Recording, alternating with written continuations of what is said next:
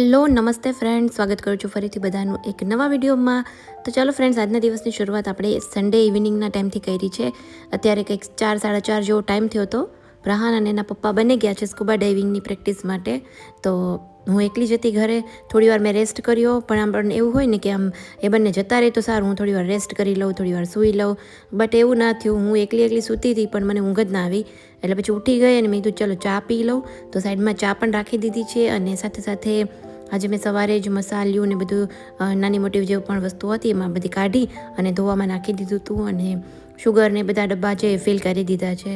એક ટેવ રાખી છે હવેથી મેં કે સન્ડેના જ્યારે પણ આપણે ફ્રી હોઈએ આખા દિવસમાં ગમે ત્યારે છે ને એક તો મસાલિયું ભરી લેવાનું, પ્લસ ચાખરના ડબ્બા ભરી લેવાના, પ્લસ આપણે ચોખા છે, દાળ છે, એ બધું વધારે ક્વોન્ટિટીમાં લેતા હોઈએ. તો મોટા જે ડબ્બાઓ હોય એમાંથી જે રેગ્યુલર આપણે યુઝ કરતા હોય ડબ્બાઓમાં ફિલ કરી દેવાના. એટલે આખું અઠવાડિયું છે ને આપણું આમ સ્મૂધલી ચાલે. કેમ કે આપણે આખું વીકમાં ગમે ત્યારે કામ હોય, ક્યારેક બજારમાંથી આવ્યા હોય, લેટ થઈ ગયું હોય, તો એ સમયે હળબડીમાં જો ક્યારેક ચોખા ખાલી થઈ ગયા હોય તો મોટી બરણી હોય એમાંથી કાઢવાનું ને એ બધું થોડુંક પેનિક તો થઈ જ જતું હોય છે. એટલા માટે એક મેં પ્લાન બનાવ્યો છે કે સન્ડેના છે ને આ 2-3 કામ જો છે રૂટીનમાં કે જે કિચનમાં આપણે ડેઇલીની જરૂર પડતી જ હોય છે, મસાલિયું છે અને પ્લસ આપણે ચાખંડ છે, દાળ ચોખા છે, કે આપણે ગુજરાતી ઘરમાં દાળ ભાત છે એ મોસ્ટલી બપોરે બનતા જ હોય છે. અને બીજું છે કે લોટ દળાવવાનું. તો એ લોટ દળાવવાનું તો જો કે એવરી વીક નથી હોતું, એ મહિનામાં એકાદી વાર જ હોય છે.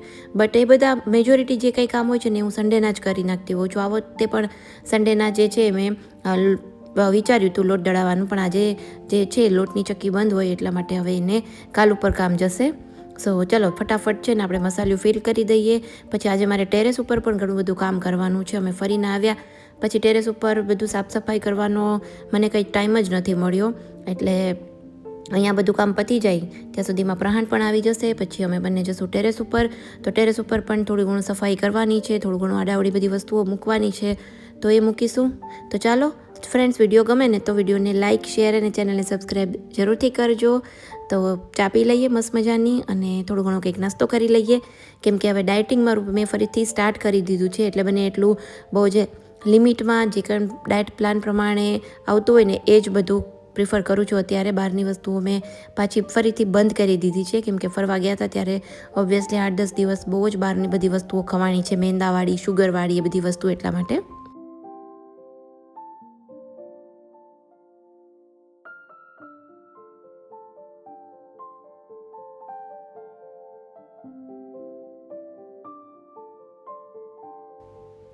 આપણા ગુજરાતી કિચનનું મેઇન હોય છે આપણું જો એકદમ દેશી મસાલિયું, કે આપણને કોઈ પ્રકારના ફેન્સી મસાલિયા છે ને એ ના પોસાય. આપણે એકદમ સ્ટીલનું જ જોઈએ.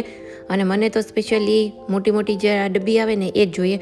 ઝીણી ડબ્બીઓ રેગ્યુલર ફિલ કરવી ને એ તો બહુ જ મને કંટાળો આવતો હોય છે. એટલે પહેલેથી જ આ એકદમ મોટી સાઇઝનું પરફેક્ટ રાખું છું કે 8-10 દિવસ સુધી છે ને એને આમ વારે ફિલ કરવું છે ને એ મને ન ગમે. આ બાજુ રે નહીં પ્રહાન, ના ન્યા નો જવાય બેટા મારા વગર, પડી જવાય ત્યાં ઝૂંપડીમાં. સો ફ્રેન્ડ્સ, જો કેવા કાળા ઘણા વાદળો છે મસ્ત મજાના. અને અહીંયા જ ઘર ઉપર 2 મોર બેઠા છે. જો એ જો ચાલ્યો. અને આ સાઈડથી જો કેટલું સરસ સામેનું જે લેક છે ને પાણીનું એ દેખાય છે.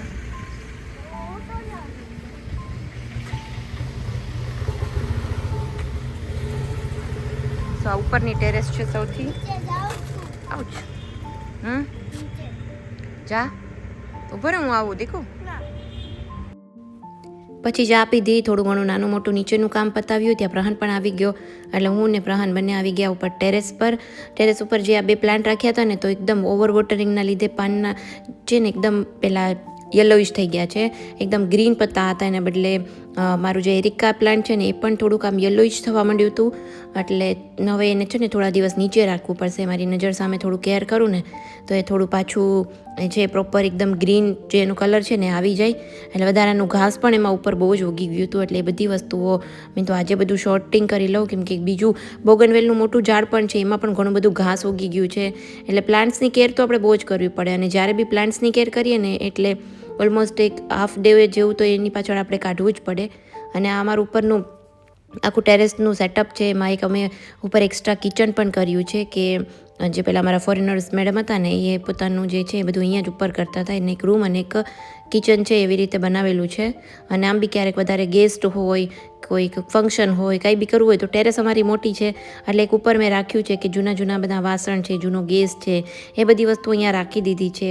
કેમ કે ફંક્શન્સ ને બધું હોય ને ત્યારે મને આમ મારું મેઇન કિચન છે એમાં કોઈ બીજા કુકિંગ કરે તો એ બધું બધે બહુ આમ નથી ગમતું હોતું. એટલે આમ થોડુંક જેમ જેમ ટાઈમ જાય ને એમ આપણી થોડીક સાયકોલોજી પણ ચેન્જ થાય. એટલે મારું જે ગેસ છે, મારું કિચન છે, એમાં મોસ્ટલી મને આમ બધા લોકો કામ કરે, બધા લોકો કૂક કરે, કોઈ મતલબ તો મને આમ નથી ગમતું હોતું. એટલે એક કિચન ઉપર બી કરાવ્યું છે કે કોઈ પણ ફંક્શન હોય તો એ બધું ઉપર જ બની જાય અને ઉપરને ઉપર જ જમાઈ જતું હોય છે.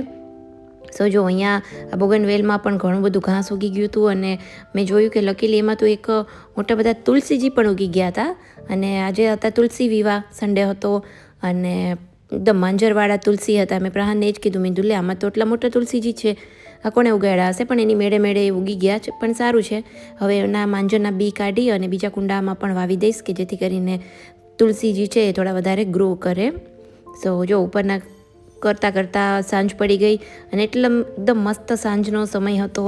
અને રિયલમાં આટલું નહોતું પણ વિડીયોમાં થોડુંક કલર કોમ્બિનેશન છે એ બહુ વધારે સરસ દેખાતું હતું. અને બધું કામ પતાવીને પછી મેં કીધું ચાલો હવે થોડી વાર અહીંયા આરામથી બેસું, થોડી વાર રીલ્સ બનાવી લઈએ અને પછી જઈશું નીચે. કેમ કે પછી લાઇટ કરીએ ને એટલે જીવડા બહુ આવવા માંડે, ગરોળિયા આવવા માંડે, એટલે પછી ના મજા આવે. એટલે ઓલમોસ્ટ આમ એકદમ ડાર્ક અંધારું થાય ને એટલે પછી અમે લોકો નીચે જ જતા રહેતા હોય છે. થોડી વાર અહીંયા બેઠા, રીલ્સ બનાવી, પછી બસ આવી ગયા હતા નીચે.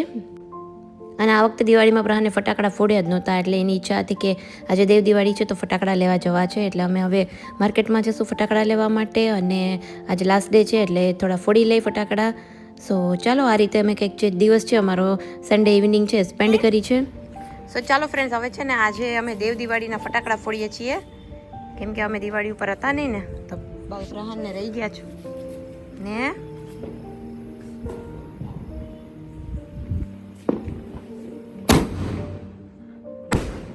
બિલેટેડ હેપી દિવાળી ફ્રેન્ડ્સ. ખતમ. સ્કાય શોટ પૂરા. એવું ન કરાય, જો નીચે પગ દાજે નહીં. હાલ આ ચકરીને એવું કરી લે. હાલ જો ફૂલ જળ ને એવું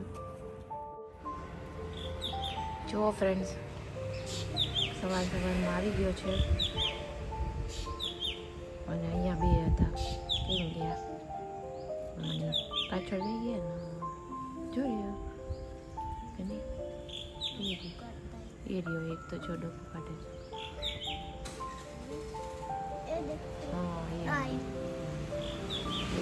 બીજો એ ભાઈ કેમ ગયો, ત્રણ હતા. ચાલો સવારમાં જાય છે પ્રસન્નભાઈ સ્કૂલે. ચાલો અહીંયા જો રેડી થઈને ઊભો છે. તો નિરાલી દીદી આવી, છોકરીઓ સ્ટાફમાં આવવા માંડ્યા છે બધા. બોલાવતો આ બાજુ. તો અહીંયા મંડેની મોર્નિંગમાં પ્રહન જતો રહ્યો છે સ્કૂલે અને અહીંયા માસી આવી ગયા એટલે સૌથી પહેલું કામ કર્યું છે ઘઉં કાઢવાનું. ઘઉં કાઢી અને સૌથી પહેલાં એને અત્યારે દળાવવા માટે આપી દઈશ એટલે 1.5-2 મહિના સુધીની શાંતિ. સો ચાલો ફ્રેન્ડ્સ, આ વિડીયોને આપણે અહીંયા જ એન્ડ કરીએ. વિડીયો ગમ્યો હોય તો વિડીયોને લાઇક કરો, શેર કરો અને અમારી ચેનલ ઉપર જો નવા હોય તો ચેનલને સબસ્ક્રાઈબ જરૂરથી કરજો. અને 5000 સબસ્ક્રાઈબર્સ જલ્દીથી પૂરા કરવાના છે તો એના માટે તમારા બધાનો સપોર્ટની જરૂર છે. તો તમારા ફ્રેન્ડ્સ અને ફેમિલીમાં શેર કરજો, વિડીયો પૂરો જોજો. તો ચાલો મળીએ આપણે કાલે એક નવા વિડીયો સાથે. ત્યાં સુધી બધાને બાય બાય, આવજો અને ટેક કેર.